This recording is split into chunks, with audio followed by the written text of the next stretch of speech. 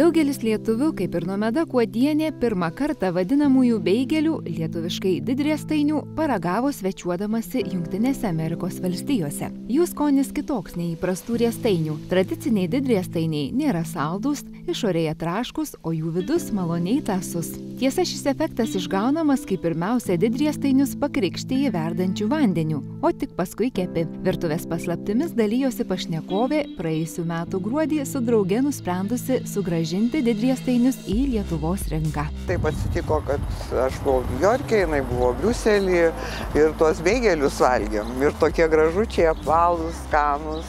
Tai pradėjom daugiau domėtis, kas tas beigelis. Tai paaiškėjo, kad iš tikrųjų iš šitų kraštų žydų tautybės žmonės išsivežė iš pradžių į Niujorką, iš Niujorko grįžo į Europą, tapo labai populiarūs, tai nusprendėm, kad kaip čia taip yra, o pas mus tai nėra. Atradusios neišnaudotą verslo nišą Lietuvoje, su viešuoju maitinimu gyvenime neturėjusios jokių reikalų, moteris ryžosi savotiškai verslo avantiūrai. Ir kaip sakoma, volia! Tai pasiteisino. Praėjo tikrai mažiau negu pusmetis, bet, žodžiu, iš tikrųjų galvojam apie tą plėtrą, kadangi tie beigeliai mūsų rado savo mėgėjus, mūsų mylimus klientus ir, žodžiu, iš tikrųjų ne visada mes spėjam tiek iškepti jų, kiek jie norėtų. Yra susidomėjusių ir tiesiog iš mūsų pirkti, bet kitos kavinės susidomėjo iš mūsų pirkti tuos beigelius. Tai, matyt, teks plėstis, bent jau jeigu ne aptarnavimo vietų skaičiumi, tai kažkokiu, kepyklą kažkokią turėti, nes šiaip tai kepame tiesiog paprastai orkaitėj, nuolat kepame ir tai ne visada spėjam. Tai nenorim nuliūdinti ir savo klientų, nes būna momentų, kai tenka pasakyti, atsiprašom, pabaigėm beigelius, bus už 25 minučių. Tai tas nėra smagu, nenorim nuvilti ir matyt, teks ir galvojam iš tikrųjų, jau tikrai visai konkrečiai galvojam apie tokią plėtrą. Nomeda Kuodienė pasakoja, kad čia netikėtai gimusią verslo idėją jai ir jos partneriai padėjo įgyvendinti Invegos administruojamas verslumo skatinimo fondas. Tiesa, šiandien moteris gailisi tik dėl to, kad nepaprašė didesnės sumos paskolai gauti. Tai būtų itin pravertę verslo plėtrai. Visa tai, kas yra dabar Halės bistro, tai praktiškai viskas yra įsigyta už būtent tą Invegos paramą.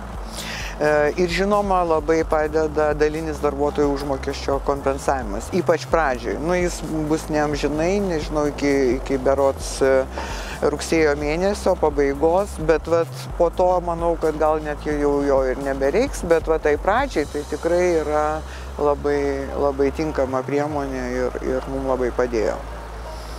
Gaila dabar, aišku, kad nebegalim pasididinti, gal net ir per mažą tokią paskolą pasiėmėm. Iš to nežinojimo, iš to galbūt atsargumo.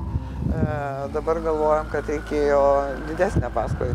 Tikrai galėjom, bet tuomet atrodė taip saugiau. Nomeda Kuodienė pasakoja, kad rašant verslo planą buvo iškilę keletas konkrečių klausimų susijusių su buhalterija ir finansais, tačiau į juos sėkmingai padėjo atsakyti kredito unijų specialistai, konsultuojantys kiekvieną ketinantį pasinaudoti verslumo skatinimo fondo lengvatinę paskolą.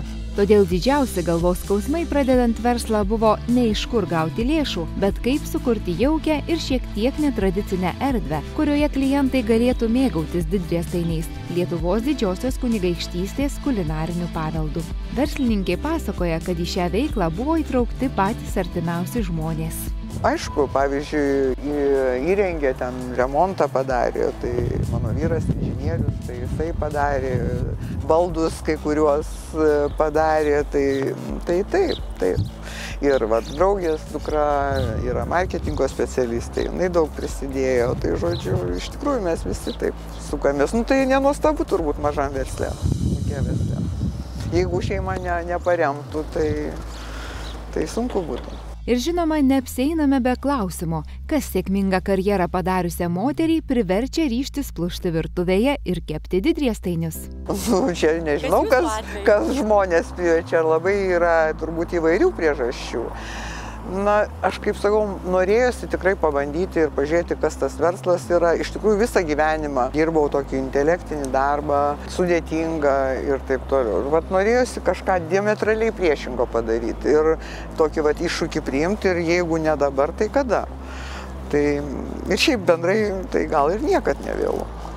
Tai norėjusi pabandyti, ar vat išspręsim šitą uždavinį ar ne. Šiuo metu verslininkai su komanda belieka tik patenkinti sparčiai augančių klientų poreikius, savaip gaminant Lietuvos Didžiosios Kunigaikštystės kulinarinį paveldą. Tiesa, šis paveldas dabar pritaikytas šiuolaikiniam skoniui, tad vadinamieji beigeliai yra pateikiami su įvairiais priedais. Nomeda Kuodienė, pati sėkmingai juos išmokusi gaminti, mums pasakoja, kad patys populiariausi yra didriestainių su voštiniai su lašiša. Tačiau meniu galima rasti bene 7 rūšių didriestainių su voštiniu, kurie patenkins net ir išrankiausio kliento įnorius. Štai jums paprasta, tačiau geniali verslo idėja, kaip sena, gali tapti nauja ir populiaru. Istorijos šaltiniai pasakoja, kad praėjusio šimtmečio pradžioje ne tik Vilniuje, bet ir kiekviename Lietuvos mieste gyvavo ne po vieną, o po keletą didriestainių krautuvėlių. Kiekvienas kepėjas kepdavo juos savaip, o gyventojai rinkdavosi skaniausius. Kas žino, gal ir šiam verslui atsiras nemažai konkurentų, bet kol kas tai vienintelė vieta Lietuvoje, kur galima paskanauti mūsų pačių užmiršto kulinarinio paveldo.